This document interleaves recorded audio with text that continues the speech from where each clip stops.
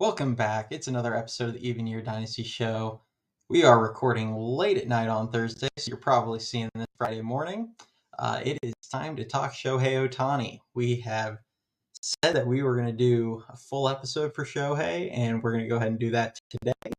On this episode, we're going to talk about kind of who he is as a player to start, what kind of news is out there so far for him, where it would break down as far as the impact on the payroll and where he would fit in there, as well as what they might need to do to even get him to consider coming. Does he want to come to San Francisco potentially? To start that off, the news that is circulated around for a while now is that the Giants are all in on Shohei Ohtani. In other breaking news, the Pope is Catholic, water is wet, and a bear does indeed crap in the woods. Every big team is in on Shohei Ohtani. This is not surprising. It's not news. So what'll be news is the lengths at which they're willing to go to try and sign him. So some of the news that's out there, I'm going to kind of go off the timeline that I have. On November 10th, John Shea did report that the Giants were going to do a full court press for Shohei. On 11/12, Jim Bowden came out and said that he expects the Giants to, quote, drive the bus on the cost for Shohei Ohtani, and continued and said he wouldn't be shocked if they have the biggest offer for him. On 11/14, Jeff Passan wrote that he might sign before the winter meetings, so we may have some sort of timeline on that. The winter meetings, I believe, begin December 4th this year and go December 4th through 7th.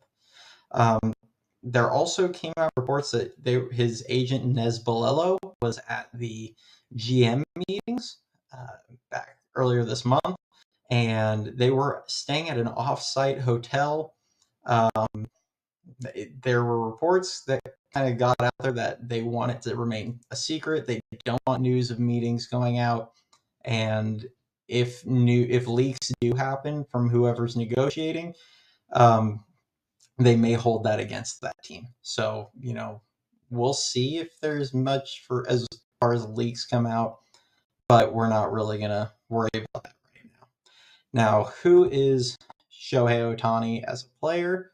Obviously, I think everybody has seen enough Shohei Ohtani highlights and have seen the home runs. They've seen his nasty stuff as a pitcher. He was a 10 wins above replacement player this last season, and that's after he didn't pitch for the last about month and a half to 2 months of the season. So we all know what kind of value he provides. He just won his second MVP today. He's averaged 41 home runs from the left side over the last 3 seasons, and he is possibly the most talented player of this generation, if not probably the most talented player of this generation. So kind of where does he fit in as a player? Well, I think he fits on every team in Major League Baseball. You put him into the 3 or 4 hole, and you never think twice about it. Giants haven't had a hitter like him since Bonds, and it's not been close. They haven't had a hitter that could approach the production that he has. You look at his OPS plus the last 3 years, and it's been a 157, 144, and 184 this season. He also had a 1,066 OPS. So you're talking about a guy that is supremely productive. We're going to go ahead and share these numbers right here. So, this is what you're looking at. And, for those that aren't super familiar with OPS plus, 100 is league average. Anything above that is kind of what percent better than league average you are. So this year he was 84% better than league average at the plate. And also hit 44 home runs, 95 RBIs. Now, one of the things that I was most impressed with, kind of peeking over these numbers beforehand, is the fact that he's also stolen over 20 bags in 2 of the last 3 seasons. So, watching him a little bit, as well as, especially watching him during the Giants Angels games this year. I don't know if I ever really truly realized how like just athletic he was. I mean, he has some really good speed for a guy his size. So it's just something that it's just an added element to his game that he brings. Now, the pitching, the last 2 years he's been kind of a fringe Cy Young candidate. You're talking about a guy that's thrown into the low threes in ERA. Um, would be pretty high up the list in as far as league leaders and strikeouts. Um, he can touch triple digits, has an absolutely nasty splitter. What I see with his arm, because now he suffered his second UCL tear. He's getting Tommy John for the second time. He's not going to pitch in 2024. But the plan is that he's going to eventually pitch again, probably in 2025. He's probably a guy he's going to want to continue starting. I actually think he would make an elite closer, and it would save his arm, and he would still be able to do both. But who knows what his willingness on that is. It's something that we'll have to kind of wait and see. But at least in the meantime, he's not going to end up pitching in 2024. We'll see how that impacts his value. I don't really think it's going to end up doing, the Giants are still going to throw an enormous number out there, I believe. So we'll see what happens there. One thing I wanted to share as well is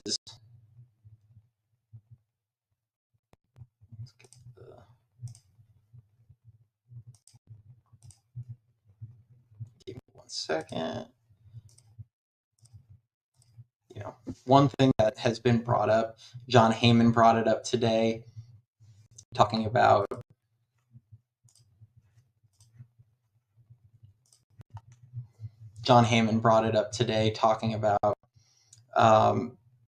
he cares about chasing records, and doing it in San Francisco is not gonna it wouldn't benefit him as compared to other ballparks. Well, I mean, I'm gonna call a little bit of nonsense on that. With Shohei Ohtani, especially, you look at Oracle Park's history, and a lot of people want to say that only one left-hander has ever been successful there, and it's Barry Bonds, as far as like power hitters go. And it's not entirely untrue, but one thing that Bonds showed, and whether he had help or not, it's not relevant to this.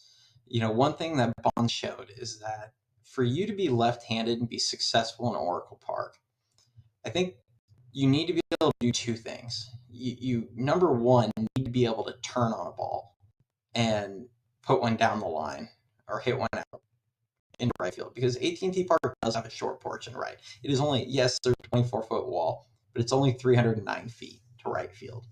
So if you can turn on one, you can hit a lot out down, into the short porch. The second thing that Barry showed in his time here is that if you're a left-handed hitter that has power that plays to all fields, then you can be successful in AT&T Park, or in Oracle Park. Sorry, you're not limited by the you're not hitting just all your balls into right center field and where they just fly balls go to die. If you can put a ball out to dead center, left field, it plays very fair to those parts of the ballpark. Well, if you take a look, what I pulled up is Ohtani's spray chart from this season. As you can see, the pink dots are going to be all the home runs, as well as you have your triples, doubles, singles, and things that were outs or errors on the field. And this is every ball that he put in play this season. He hit 44 home runs. And now, mind you, this doesn't factor in 24-foot wall on the right. It doesn't factor in wind, or it doesn't factor in, the marine layer that blew in at night, and the ball may not fly as well. But what you can see on this chart is, of those 44 home runs, there's only one ball that for sure might not have come in, or for sure would not have made it out, which is this one right here. You have a couple that are pretty close, and then you have one that's kind of, it's also close, and that's kind of the area where fly balls, the wind tends to blow in from right, so it's like, yeah, it probably either hits the wall or gets caught on the track.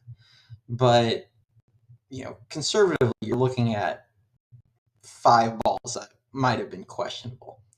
Well, but conversely to that, you also have, this was a double, this was a double. You also have, this one was an out. 3 of them right here were outs, a couple right here that were outs. I mean, you're looking at 6 to 8 balls that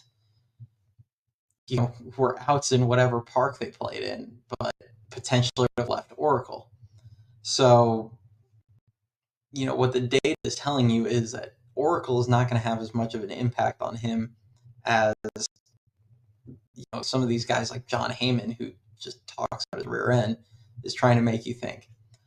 And then, as I mentioned, he has power to play to all fields. If you draw a line straight from home plate, through second base and through center field, 18 of the home runs are left of that line. So he hit 18 home runs that went from center, left center, and left field. He has power that plays to all fields. It's why a guy like him could have success in San Francisco. It's why Barry had success in San Francisco. And it's why I would say a guy like Juan Soto would have success in San Francisco. These guys do not struggle to hit the ball out to left field, even as a left-handed hitter. So I think the ballpark angle is a bit played out. I think they, take numbers in San Francisco and go, oh, well, not a ton of home runs are hit there every year. And, well, what? Most of that problem is because the Giants never field teams that have a ton of power. And the one thing they do field usually is a team with a pretty solid pitching staff. So if they're not hitting a lot of home runs and they have a bunch of pitchers that don't give up a lot of home runs, not a lot of home runs are going to get hit in Oracle Park every year. That's just how that works. So we'll see, if this ends up having an impact. I know when they were chasing Bryce Harper a few years ago, Harper and his team did basically the same thing that I'm looking at right now, and looked at all of Harper's home runs over his career and all of the balls he hit, and they found it to be a very negligible number. It wasn't going to cost them as many home runs as people act like it would have cost Bryce Harper. And I would like to think Shohei and his team are going to be doing the same thing, and they'll realize that it's not going to cost that many home runs. So now we're going to get into some contract predictions.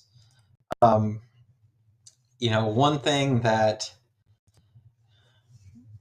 we heard earlier in the last year and probably the year before is there were people talking about $700 million, $1 billion contract, some outrageous numbers, especially with the pitching injury or the elbow injury that's going to limit his pitching.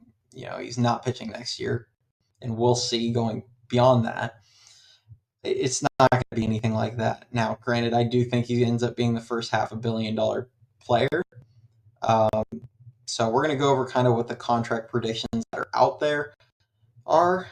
With MLB trade rumors, they predicted 12 years, $528 million, which is a $44 million average annual value.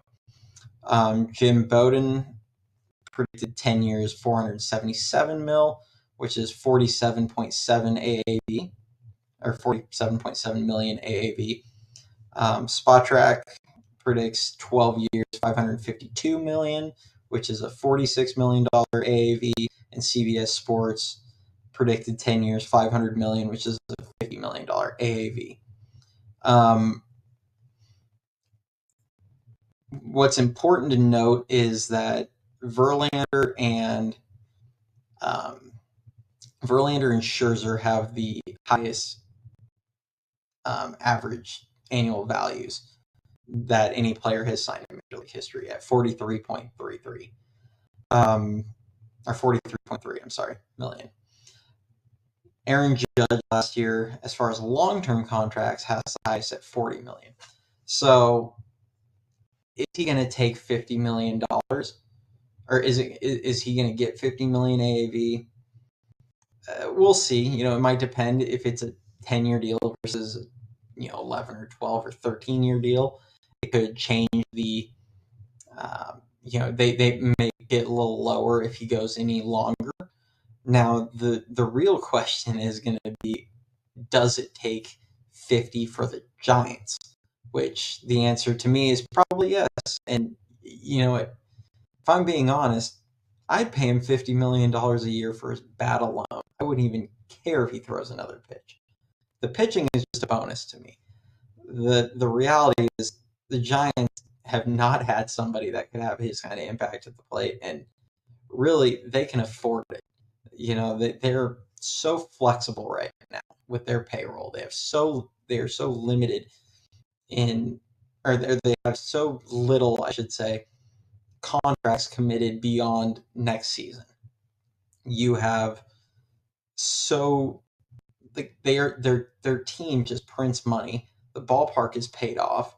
They have the Mission Rock development that's coming, and this doesn't even factor in the fact that Shohei Ohtani is an absolute cash cow of a player. He is box office.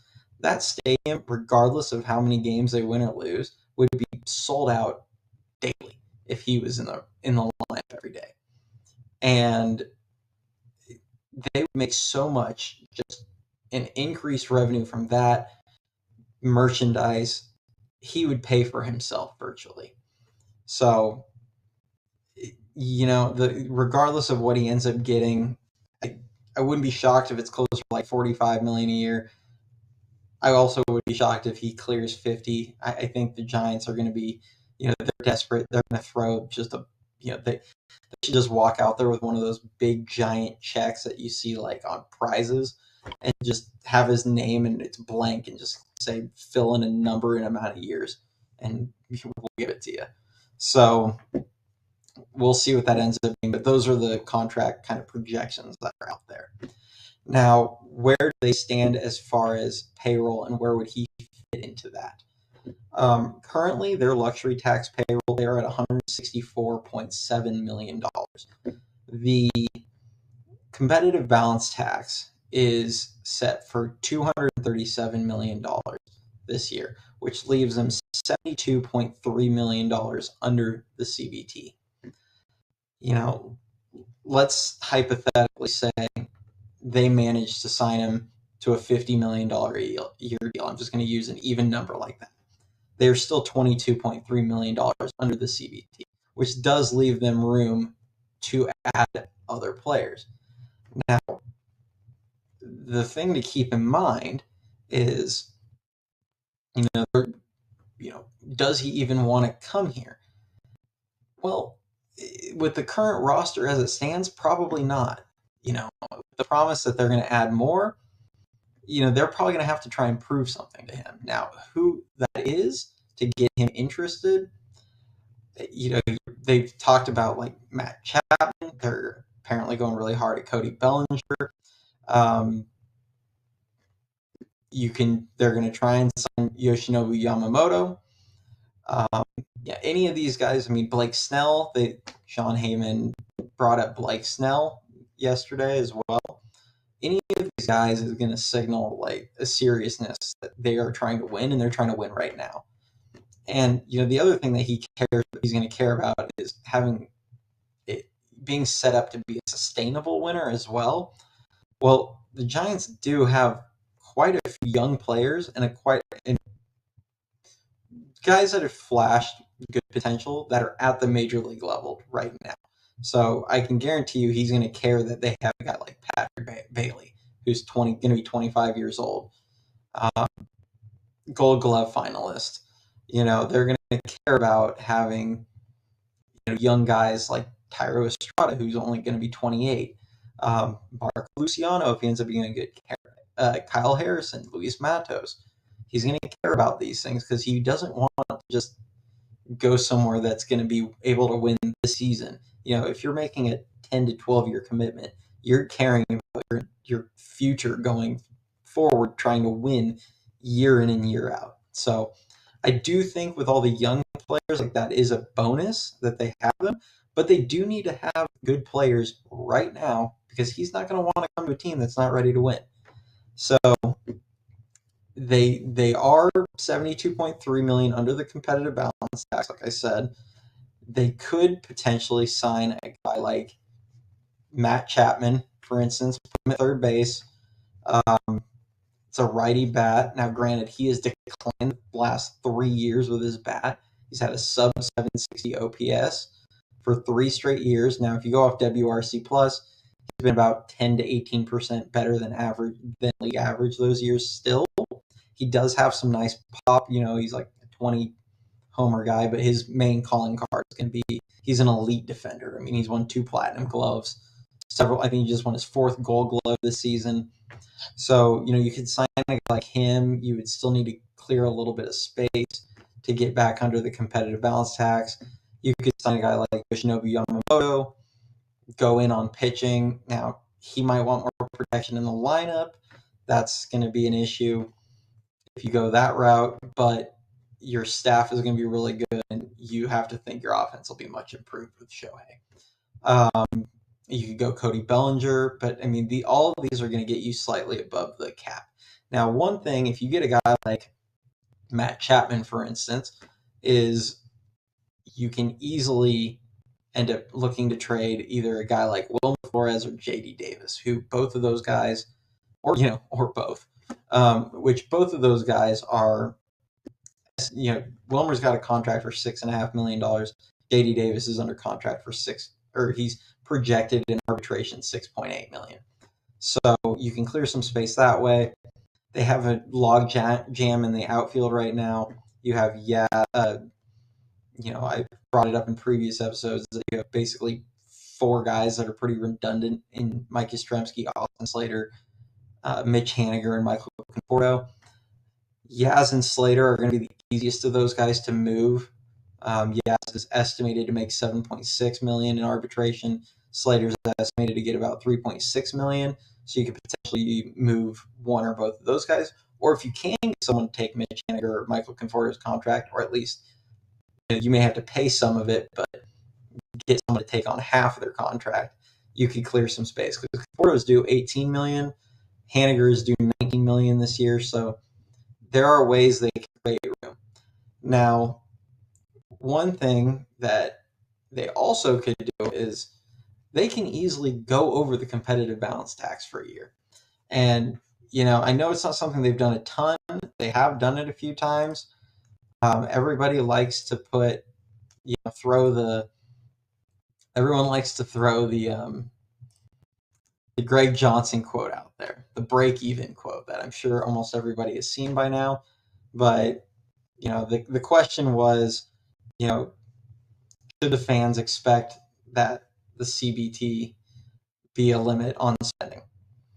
And I don't know how, everybody jumps straight to the break-even part, but it's like they didn't read or listen to what Greg Johnson said. And granted, I don't think he should be throwing the words break-even out there, but is what it is. Sometimes he sticks his foot in his mouth. But he did say it depends a lot on who we target. It's the first thing he says, which to me screams out when he says that, Shohei Ohtani. And last year it would have been Aaron Judge.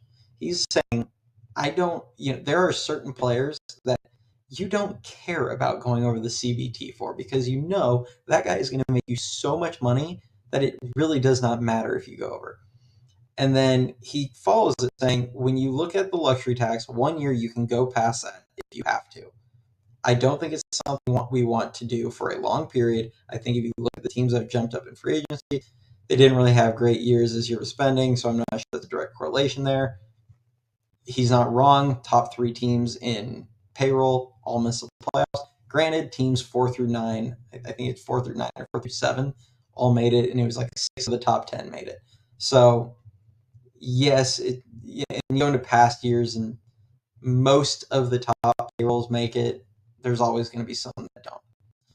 Um, but essentially, all he's saying is like, we'll go over for a year. We're just not going to go over it repeatedly. And if you look at his actions in the past, they've actually gone over it in the past. They've had their payroll up as high as 202 million. They have gone over the competitive balance tax, I believe, 2 or 3 times during kind of between 2016 and 2019. I believe all of them occurred. So he doesn't want to pay the repeater, because if you go over multiple years in a row, that's where you end up paying stiffer, taxes each time. So what they can do is they could go over that for a year, know full well that they're going to make way more with Shohei in the fold, and then they can easily get back under the next year. I've actually broken it down before. Yeah, they're at $164 million in change. They could trade several of these guys, such as J.D. Davis, Yastrzemski, Austin Slater. I'm going to use those 3 guys for this. You can trade those 3 guys, create $19 million more in cap space, or in payroll space. That would put them back down to about $145 million towards the luxury tax. You could afford to spend $50 million on Shohei Ohtani. Now, listen, they're not going to probably get all 4 of these guys, but I'm going to use this as an example. You could spend $50 million on Shohei Ohtani, $30 million on Yoshinobu Yamamoto, $30 million on Cody Bellinger, and $15 million on Jung-Hoo Lee. You could pay 4 guys $125 million annually. Granted that their contracts are much longer than that, but you could pay them $125 million annually. Be up at 200, and that puts you at $270 million. So you're going to be well over the competitive balance tax per season. But guess what? Next season, you have Ross Stripling's $12.5 million off the books. You have Anthony DeSclafani's $12.5 million off the books. You have Michael Conforto's $18 million off the books. You have Alex Cobb's $10 million off the books. There's going to be more than that. Wilmer Flores $6.5 million off the books. I mean, you just take those players, and I mean that puts you at about $60 million. Well, and not to mention next year's competitive balance tax actually goes up to $240 million. So you're talking about, they can go well over the competitive balance tax, and in 1 year dump $60 million in payroll from these terrible contracts they've signed or handed out, all coming off the books, and they are right back below the competitive balance tax. And that's why, I think we've seen reports that they're in on a bunch of guys right now, and they're not, a lot of people think that they're going to go after a ton of guys and try and sign multiple of these guys. And some people are pointing out the competitive balance tax, and it's like, they just don't want to pay it multiple years in a row. But if it's going to put butts in the seats, and if it's going to make them money, I think Greg Johnson is absolutely willing to blow past it for a season, and then just come on back and get back under the tax after that. And the break-even point, I mean, what would raise the threshold for what you need to, or what you can afford to spend while breaking even more than a guy like Shohei Ohtani, who's going to just make you so much money? So, I don't see I see the team as needing to hand out a lot of, they're going to have to hand out some money, try and sign people before Shohei hopefully signs or makes his decision and is taking all these meetings, and show that they're serious to win. I don't think it's impossible. Now, do I anticipate Shohei is going to sign with the Giants? No, I don't. I think ultimately he's probably going to end up either in LA or Texas, or someplace like that. But one thing that could benefit the Giants there is, they say it's important to win, but they also don't, some guys are wired differently. And you see this more in basketball, where it's not just like, oh, I want to, nowadays there's more of the, I want to play with other stars. But there used to always be this, like, I want it to be my team. And, if you go to the Dodgers, yes, Shohei Ohtani is the biggest star of the stars, but Mookie Betts and Freddie Freeman have already been there for years prior to him, and they're both former MVPs or MVP winners. So there's a little bit of that to that. Um, I wonder if he would want to do that with the Rangers having just won. I wonder if he's gonna want to, join the team that just won a World Series. But the reality is I don't know what Shohei Ohtani's thinking. These reporters don't know. They sure as hell don't know what Shohei Ohtani's thinking. Nobody really knows what Shohei Ohtani's thinking, and a lot of them have admitted that this much. They'll come out and make all these bold proclamations about what he wants, and they'll in the next breath be like, "Well, he's pretty secretive, and we really don't know." So we'll see. I think he is well worth the risk, regardless of if he pitches or not. And you know, we'll we'll just have to see what happens on this one. But hopefully, this kind of provides some insight, kind of in as far as my line of thinking, insight on kind of where the team stands as far as what they could accomplish financially, even if whether or not they went and got Shohei. Um, but if you guys have any questions, send them to me. I'm going to put my Twitter handle in the description. You can message me there. Um, subscribe, means a lot for growing the channel. We'll see you all in the next couple days. Hopefully we get some more news. Peace.